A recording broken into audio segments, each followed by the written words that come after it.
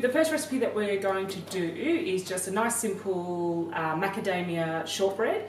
The reason we're doing this one first is because it's really sort of a clear substitution in of gluten-free products.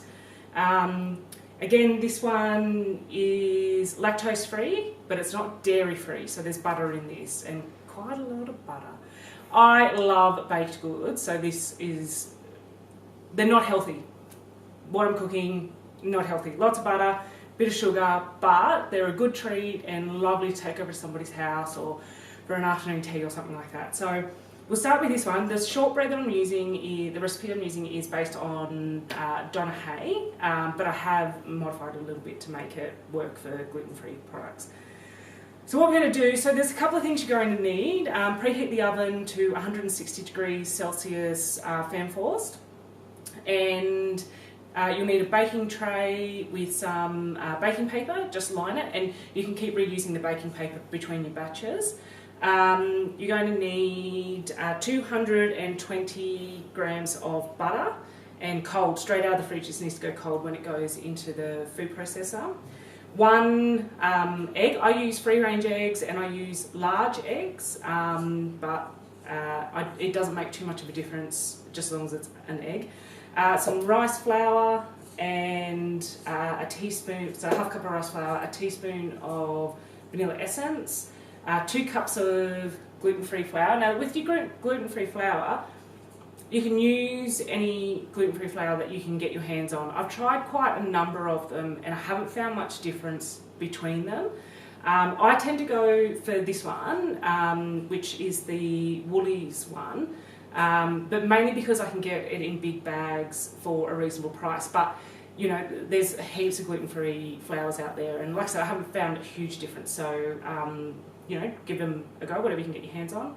Some caster sugar, and that's it. So equipment-wise, because we're doing macadamias, I'm using about 300 grams of whole macadamias, and what I've done with these is I've chosen the roasted macadamias, mainly because I haven't really tried any of the others, but I don't think it matters whether they're roasted or raw, but don't use salted, because your shortbread will come out really, really salty. So whatever they are, just unsalted. You can already get them chopped if that's easier. I've just got a nut place close, so I go whole and chop them myself. So if they're pre-chopped, you can miss this step. Otherwise, you'll need to whiz them up.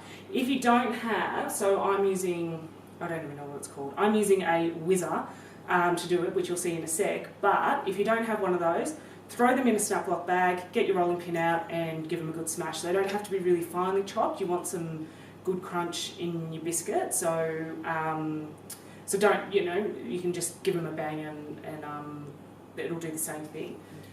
So the only other bit of equipment I'm going to use is a food processor, and this is where everything goes in to make your biscuit dough.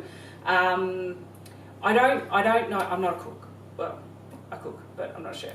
So I don't know the equipment substitute for this. So if you've got some ideas for people who don't have a food processor on putting it together, it's really anything that will kind of just mix it together. And I suppose this is kind of the lazy way. You could probably work it with your hands and get the same effect, but I'm not confident on that. So if there's anybody out there that knows what an equivalent for a really good dough, like pulling together a dough, would be, then please do chuck it on our Facebook page for other people that don't have a food processor but still want to do this recipe.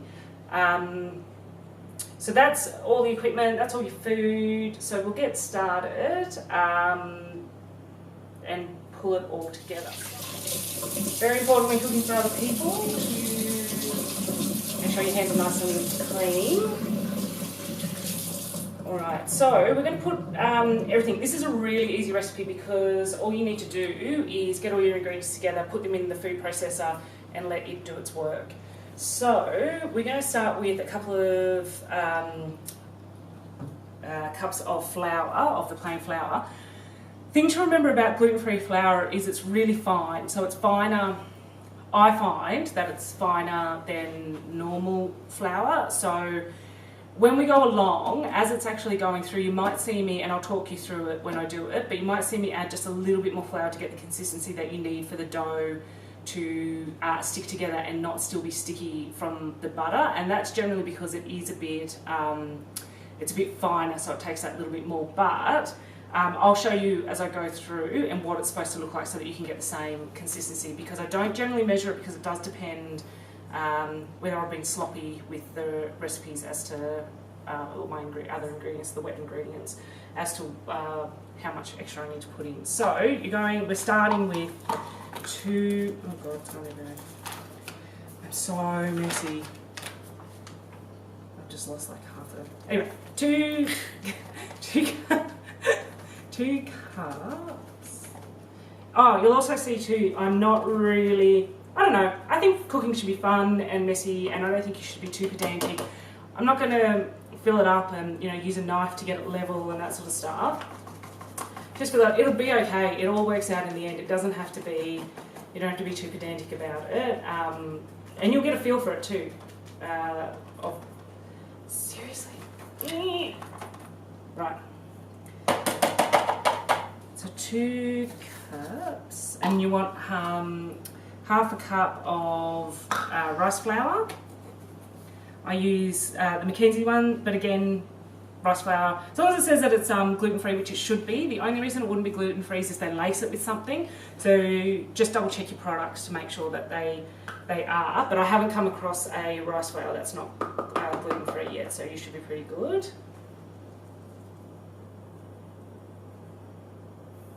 Throw that in. Now the recipe that I've gone off is 2/3 a cup of caster sugar. You can play with that. It's actually not going to make too much of a difference if you go, oh, that's a bit too much sugar, I want it to be a little bit healthier. Then you can cut it down to half. But it all depends. I usually stick to around the recipe, but again, you'll see I'm not really pedantic about it. So I do sort of that, you know, there's a bit missing, but it's all up to you now how healthy you want it to be. It won't affect the taste too much. I probably wouldn't go less than half though, because then you do get away from the sweetness, and then it just tastes more buttery than sweet. So with your butter, remember it's got to be cold, straight out of the fridge. Chop it up. Yes, I'm not using board.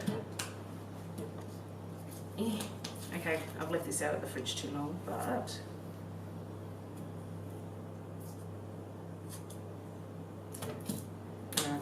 so I've left mine out of the fridge too long, and it's sticky now, so you kind of don't want it sticky like this. You want it still to come out in nice solid cubes. Make sure you get all the paper off. Kind of embarrassing when you're feeding it to other people and they get the paper. It has happened before, I'm not ashamed to say it.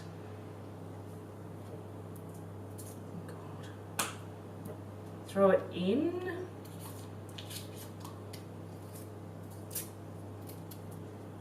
When it's like this, it shouldn't be too much of a problem, but if it was any more, if it melted any more than this, it'd have to go back in the fridge before I could use it.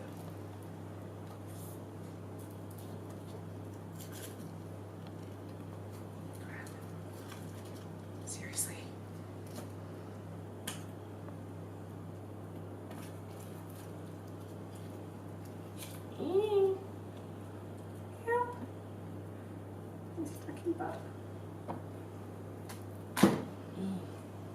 Right, teaspoon of, so it's supposed to be, I use like just the vanilla essence, not the true vanilla, but it doesn't actually seem to make much difference. Plus this is hells are cheaper.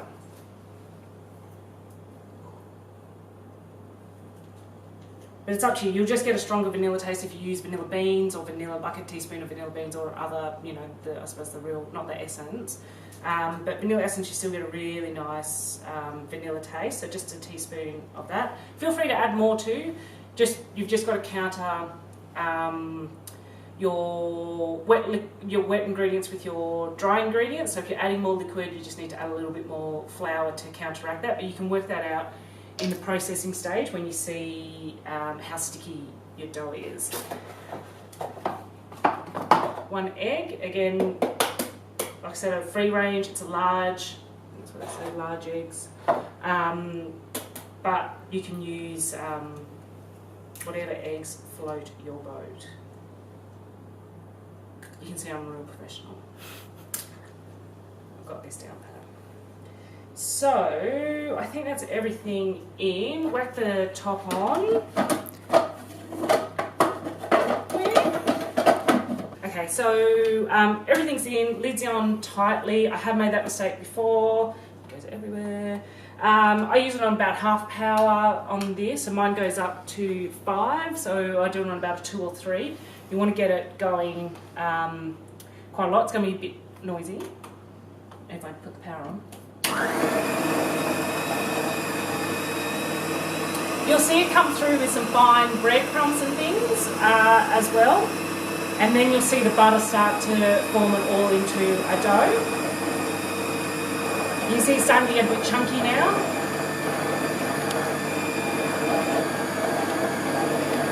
That will start grouping and chunking up, and then it'll keep going round till it's a dough.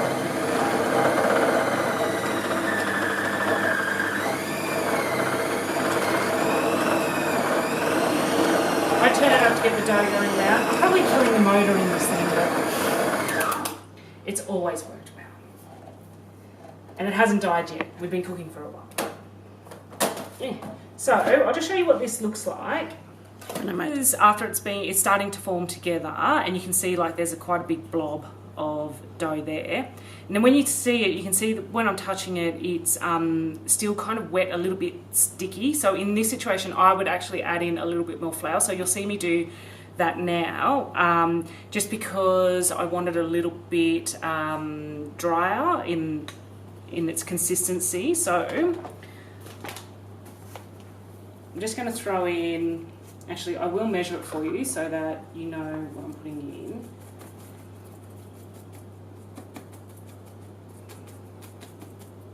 Okay, so I put in about half a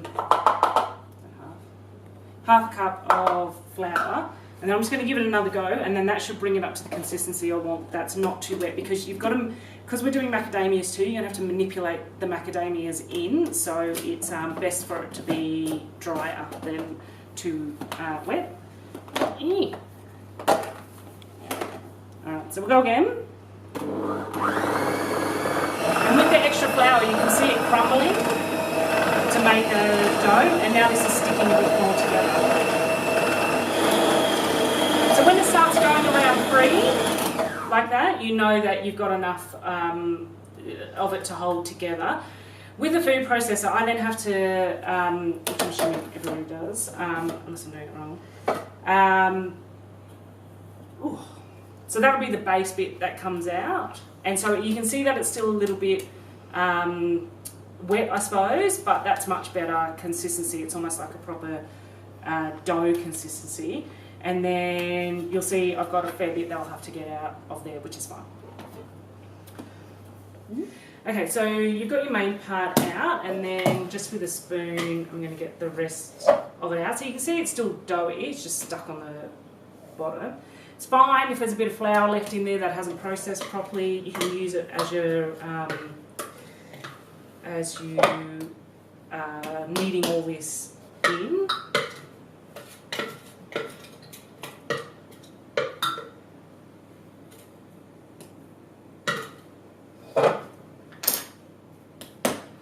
Okay, so just combine it all. Don't overwork it, just kind of put it together. We're about to work it a bit more anyway when we put the macadamias in, so probably don't work it too much now. Okay, leave that there, and we'll go and work up the macadamias. So this section, if you've already got pre-cut macadamias, forget this section, you're ready to go. Otherwise, we'll go and get the macadamias organised. Okay, so load your macadamias in. Like I said, I use about 300 grams if you want less macadamia, because you can be able to see how much goes into that recipe. I like a lot of macadamias because I think that it's delicious. But if you want less or whatever, that's fine, you choose. I probably wouldn't go more than about 350, because then it changes and it's a little bit denser. That's there we go. Alright, so whiz these.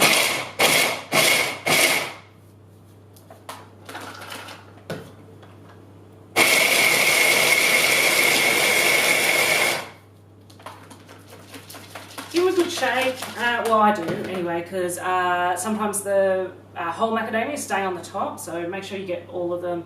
Otherwise, well, you don't want full macadamias in it.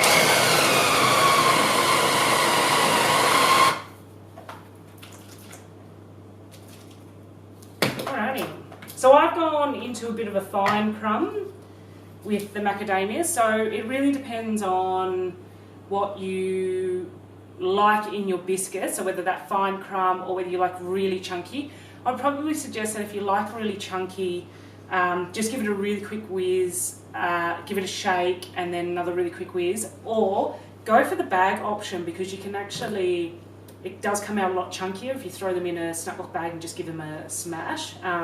They come out chunky and you can regulate it a little bit more, but the fine crumb's nice as well, because it goes through the whole biscuit, so completely your preference. So we'll put this into the dough now. Oh, that's a piece of... Oh, it was a macadamia! I missed one. Alright. Fortuitously, I have a little bit of flour sitting here, so you can put a little bit of flour on your bench. You can use... if you don't want to use your bench, just use a chopping board or something like that, but as fine as possible. So it's maybe like one of those really fine, thin plastic ones for it to roll out on. So give it a bit of a work and lay it out a bit. It doesn't have to be non-stick, so this isn't sticking at the moment because I've got a little bit of flour down, but it doesn't have to be non-stick because you can just scoop it all up when you're done. And then I lay the macadamias out.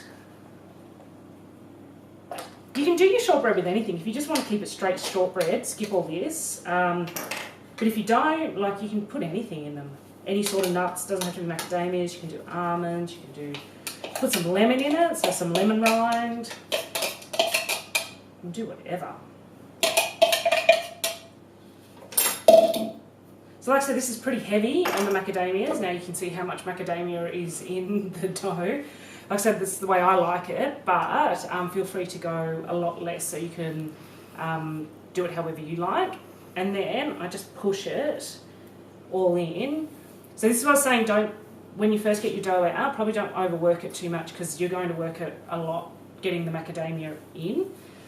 So then, also another essential reason why you've got clean hands, because this is all handwork, and that your whole workspace is clean and not contaminated with other gluten stuff, so that your glutard doesn't explode.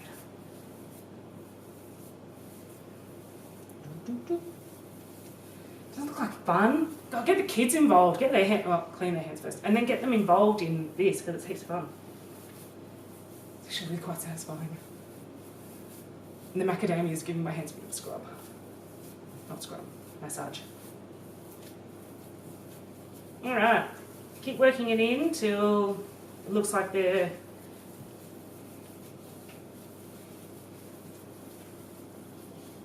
until you can't actually distinguish the macadamias easily. And then you're back to a very similar looking dough as when it came out, just chunky.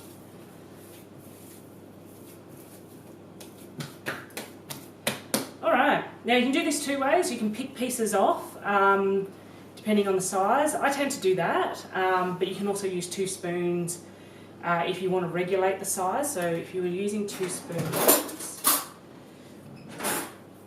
you would pick it up and work it between the spoons to get a nice round thing going on. And then that means that because you're using a spoon, you can regulate the size a little bit more so that it's a bit more consistent. But, you know, it's quicker to do this. So, bicky size is all up to you. So you can have, you can do the really little ones, or you can do like a few massive ones. It all depends on the size as to how many this makes. There's some of the sizes. So just remember they expand and they get higher and bigger, so work it out. The only thing is just be consistent, because that'll affect the cooking time. So just be consistent with whatever size you choose. I'm going middle size. Pop them on your baking tray, and if you want to be fancy, you can get a fork and put a little. You can see that. You can put a little indent in them. Makes them look a little gourmet. Up to you. And the other option too that you can do is to create a shortbread loaf. So you can push all of this into a tin and cook all at once. I prefer bickies though, so that's what we're going to do today. If you want, let us know if you want to have a look at what it looks like in the tin. More than happy to redo it that way, so just let us know on our Facebook page whether you would like to see that. Roll these out. I wouldn't be too pedantic about where you place them. And the other thing too is, if you're in a hurry, run a couple of trays at the same time in the oven. It's not actually going to affect the cooking time. I think I like the whole methodical one at a time, so I only do one tray at a time.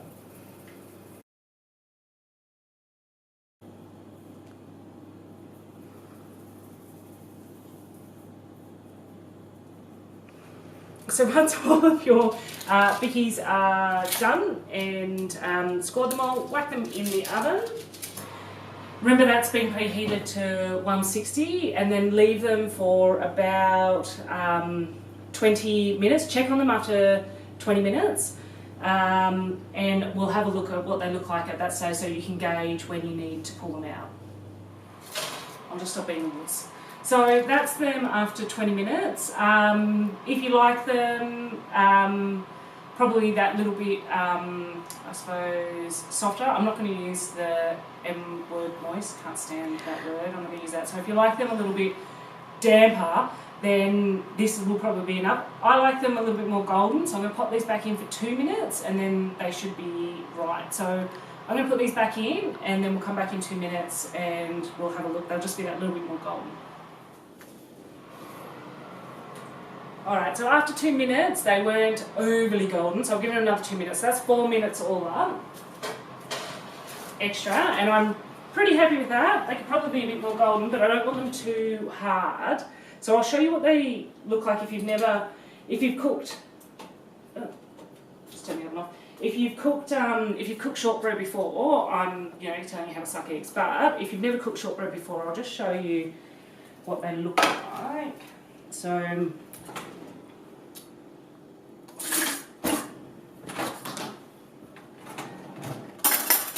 they're not going to be very hard. So if you pick this one up, he kind of falls apart and he's still a little bit wet. But that's okay, because then what happens through the drying process is that as they cool down, they get very hard. So these ones are going to be quite crumbly. If you'd gotten them out 4 minutes ago, they're going to be a little bit softer once they're dried. So these are going to be quite crumbly shortbread because I left them in for that extra few minutes. But yeah, if you've got them out, they're going to be a little bit softer. So don't worry if they do this or they break apart and stuff. So they're going to harden up as they cool. And that one is mine. So I'll just move that there. And then just go again. So just roll them out again, as we've done here. Pop them on, put your little bit on top and in for 20 minutes. You can even, so grab them out at that 20-minute mark if that's what you like. You like them a little bit doughier, or if you like them like a really crumbly shortbread, then just leave them in for 2 to 4 minutes longer, depending on how you like them. And then they are ready. And I don't know if you can see, but because we've gone for the fine shortbread, you've sort of got pieces of macadamia that are about that size all the way through it. And if you look in the centre of it, you can't even really see the macadamias in there. So that's a really fine macadamia shortbread. And then, as we said before, if you want it chunkier, then you just create your macadamias chunkier. And cooking, everything is exactly the same. done. So we've done 2 batches of the shortbread. So these ones are the colour that you're going to get from about 24 to 25 minutes, and then these ones are the colour you're going to get in the more sort of 20 minutes, 21 minutes, and then you'll see we broke apart one of the 25 minutes, and then these ones you'll see they're sticking together a little bit more, so they've got a little bit more moisture in them left. So these are going to be just that little bit stickier, a little bit more doughy. Then these are going to be quite crumbly and dry. So you can pitch it somewhere in between here, but that's effectively what they're going to look like. So you just choose based on how you like your shortbread. So with your gluten-free, lactose-free shortbread, they actually last quite a bit. A lot of gluten-free stuff you've either got to make the night before or the day of you wanting to eat them, because they don't last very long. But with your shortbread, it's actually going to last quite well. Put it in an airtight container, and you'll get a good few days out of them. So that's that one done. And then what I thought for the next one is that we'll try a baked cheesecake. I'm so ridiculously excited that you can now get lactose-free cream cheese, because I love cheesecake and I love baked cheesecake, and now we can do it. So I'm going to run you through a New York style baked cheesecake next time. Feel free to, if there's something that you have been chomping at the bit to try, or you've tried and it hasn't worked out, pop it on the Facebook page. We'll go in and have a look, and I'll give it a go and see if we can, and we'll weave it in and see if we can do it for you. So thanks for watching our little video, and and hopefully catch you next time for New York cheesecake.